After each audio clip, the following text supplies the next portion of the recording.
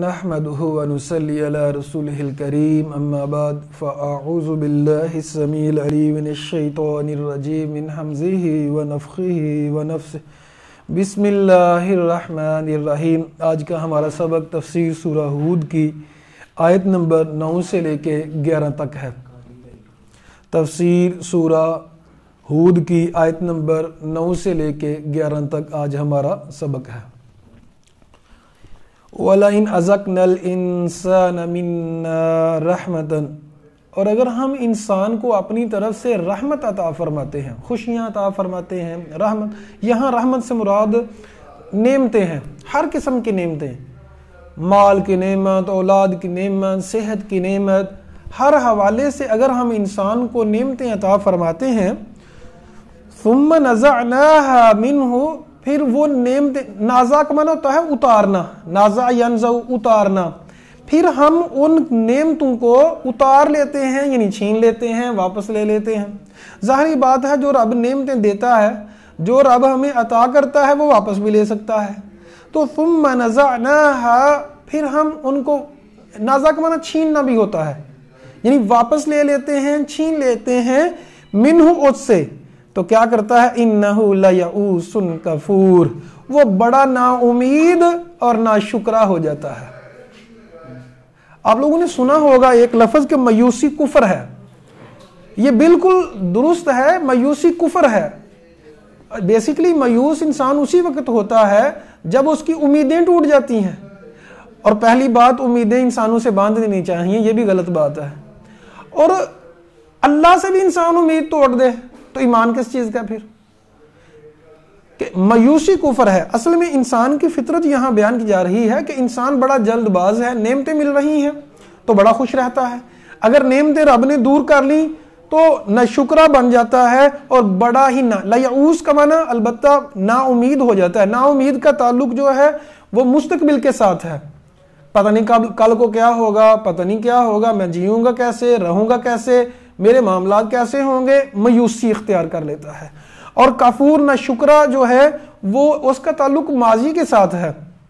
ظاہری بات ہے جو کچھ ہوا ہے کہ اس پہ پریشان رہنا کہ یہ کیوں ہوا ہے، اعتراض کرنا رب پہ، تو یہ ناشکری ہے۔ تو انسان کی یہ فطرت بیان کی جا رہی ہے کہ وہ مایوسی اختیار کرتا ہے اور کفر اختیار کرتا ہے، ناشکری اختیار کرتا ہے، جبکہ اسلام نے ہمیں کہا ہے ہر حال میں خوش رہنا۔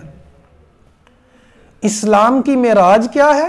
مومن کی معراج نماز کو کہا گیا، یعنی اسلام، مسلمان کی ایمان کی پختگی یہ ہے کہ کیا کہے، رضیت باللہ ربا وبالاسلام دینا وبمحمد نبیا۔ صبح شام کے اذکار میں بھی ہمیں سکھلایا گیا میں رب سے راضی ہوں کہ رب میرا رب ہے، اللہ سے، یعنی جتنا رب نے دیا، جب جتنا دیا، اور چاہے وہ چھین لے چاہے عطا کر دے، میں رب سے خوش ہوں۔ تو یہ ہے مسلمانی، یہ ہمیں اسلام سکھلاتا ہے، نہ کہ پریشان ہو جانا۔ وَلَئِنْ أَذَقْنَاهُ نَعْمَاءَ، اور اگر ہم اس کو نعمت، ذَقْنَا، ذَاقَ یذوق مطلب ہوتا ہے ذوق، چکھو، تو اس کا مطلب ہوتا ہے چکھنا، اگر ہم چکھاتے ہیں اس کو، نعماء نعمتیں، بعد ضراء مصیبتوں کے بعد، پہلے نعمتیں تھیں پھر مصیبتیں، پھر بنا شکری، پھر نعمتیں عطا فرمائیں، پھر مصیبت کے بعد ضراء مصیبت کے بعد، مستہ جو اس کو مصیبتیں آئی ہوئی تھیں، لَيَقُولَنَّ ذَهَبَ السَّيِّئَاتُ عَنِّي، پھر اترانے لگ جاتا ہے، تکبر کرنے لگ جاتا ہے، گے میرا پرانا دور، گے میرا برا زمانہ، اب تو میرا اچھا زمانہ آ گیا، اور اترانا لگ جاتا ہے۔ لَيَقُولَنَّ، ضرور بضرور وہ کہے گا، ذَهَبَ السَّيِّئَاتُ عَنِّي، برائیاں مجھ سے چلی گئی، اب میرا وہ معاملہ لوٹے گا نہیں، اب مجھے مشکلات نہیں ہوں گی۔ حالانکہ بھائی جو رب تجھے نعمت دے سکتا ہے وہ مشکلات بھی دے سکتا ہے۔ اتراتا ہے، تکبر کرتا ہے، فخر کرتا ہے۔ یاد رکھیے گا جب انسان کی، مفسرین نے نچوڑ نکالا ہے کئی ایک لفظوں کا، تو مفسرین فرماتے ہیں جب انسان کی بات کی جاتی ہے نا قرآن مجید میں، تو اس سے مراد خواہش کا بندہ ہوتا ہے، آئیڈیل بندہ جو اسلام کا ہے وہ مراد نہیں ہوتا۔ تو یہاں انسان کی بات کی جا رہی ہے کہ انسان کی فطرت یہ ہے، انہ لفرح، وہ اترانے والا ہوتا ہے، فخور بہت زیادہ فخر کرنے والا ہوتا ہے۔ یہ جو بار بار انسان کہتا ہے نا مجھے بڑا فخر ہے، اس بات پہ فخر ہے، مجھے اپنی ایجوکیشن پہ فخر ہے، مجھے اپنی زندگی پہ فخر ہے، مجھے اپنی اولاد پہ فخر ہے، مجھے دولت پہ فخر ہے، مجھے میری جو رائے ہے اس پہ فخر ہے، یہ بار بار یہ ایسے لوگ اللہ کو پسند نہیں ہی ہیں۔ نیکی کر لی تو اللہ سونے تیرا شکر ہے تو نے توفیق عطا فرما دی، اے اللہ قبول فرما لے۔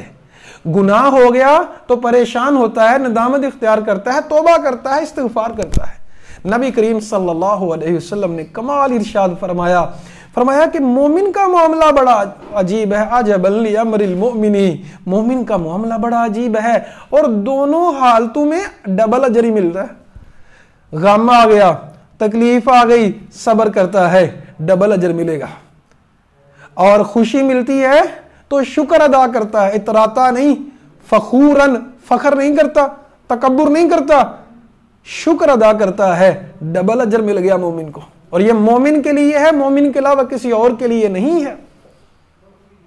تو ہمارا رویہ کیا ہونا چاہیے؟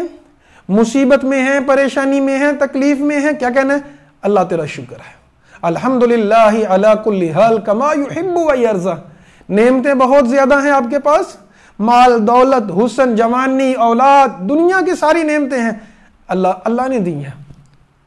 یہ نہیں کہنا کہ میری وہ محنت کا نتیجہ ہے، یا اترانے لگ جانا، فخر کرنے لگ جانا، یہ اسلام کی تعلیمات نہیں ہیں۔